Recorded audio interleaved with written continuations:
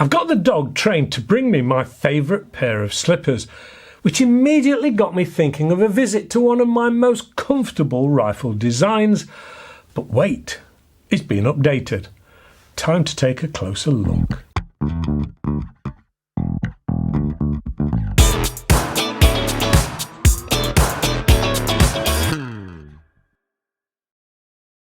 Hello and welcome to AAR on Air. Yes, I do try and give a balanced and mixed bag of reviews here on AAR on Air. Well, most of you are fully aware, though, of my likening of the BSA design and shape, and I've often referred to them as a comfortable pair of slippers that fit you just perfectly. Well, they've been fettling with the R12, more specifically the CLX Pro, and there are a few alterations that are worth mentioning. Let's take a closer look, shall we?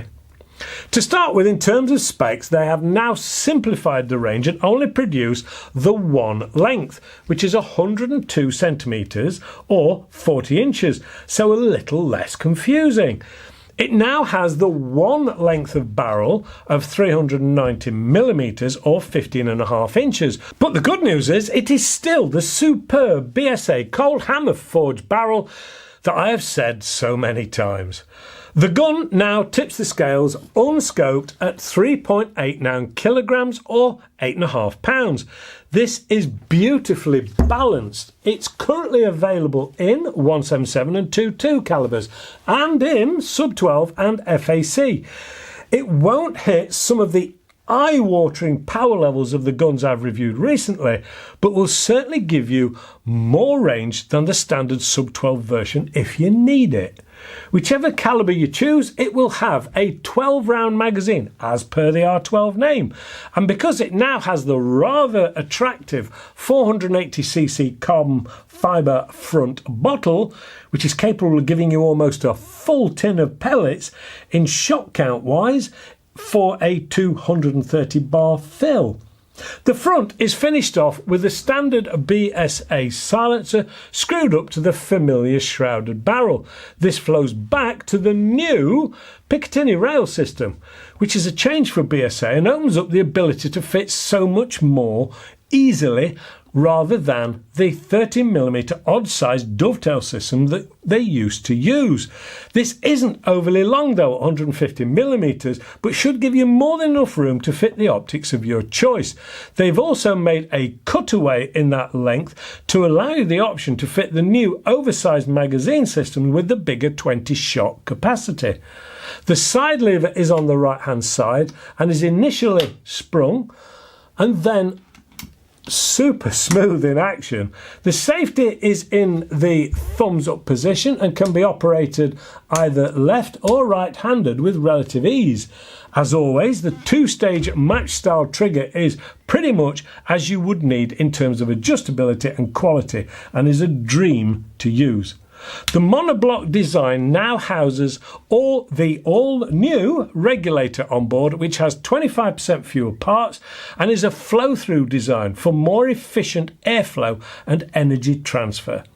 The stock is by now instantly recognisable Manelli high-quality stock, which is available in this walnut finish or laminate options. The fit and finish is as good as ever and has the adjustable cheek riser and fully adjustable rear butt pad, which covers off left, right, up and down adjustment. This is the thumb hole stock and still has the ability for thumbs up or thumbs down shooting style. What more can I say about a Manelli stock? Absolutely top drawer and truly beautiful. Let's check that power level, shall we, and see if the new regulator is doing its job. This is the 177 caliber, and using pretty standard 8.44 grain pellets, it saw 785 feet per second, which is a healthy 11.55 foot-pounds or 15.66 joules. More than respectable. But how will it fare with some heavier 10.34 grains on board? Well, with these it saw 721 feet per second, which is 11.94 foot-pounds or 16.19 joules. So this is capable of target work and enough power for some pest control work too. should you wish to take this rather beautiful gun out into the field. Talking of which, let's get this kitted out with some rather fetching glass and into my field and down the range out at 40 metres in the summer sunshine and wind. Here goes.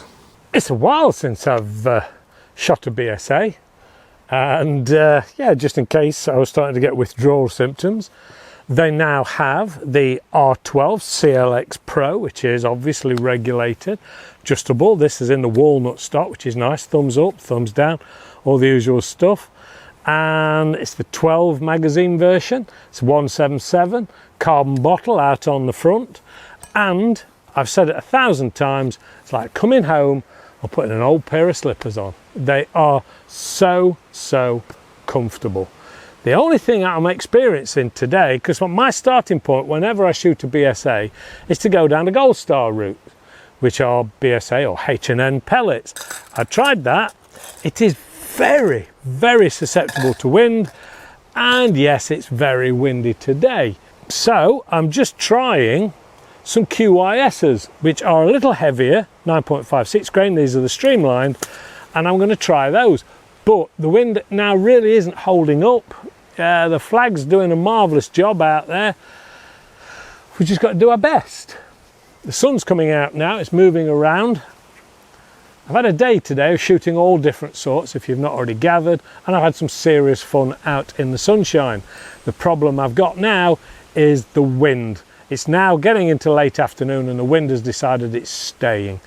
But we'll give it a go. Set the goggles off. I've got a Taurus Gen 2 on here, but the only bit is it's simply a 2-16, which actually is more of a hunting type scope than it is a target one. But I thought it looked quite nice and it's a superb scope, so we'll give it a go.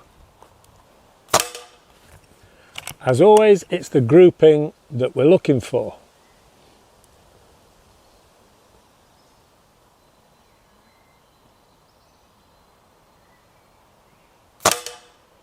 And ideally in a windless environment. So I've just gone through the same hole.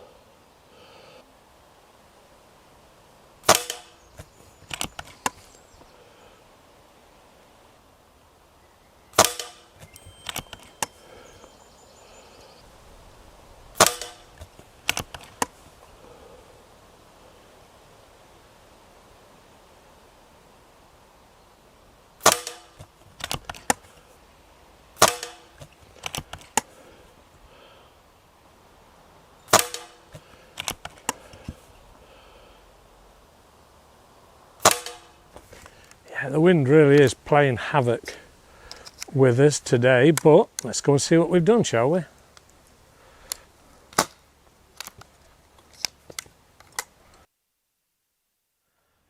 I'm really quite pleased with that today, because if you actually look up behind me, you can see the flag.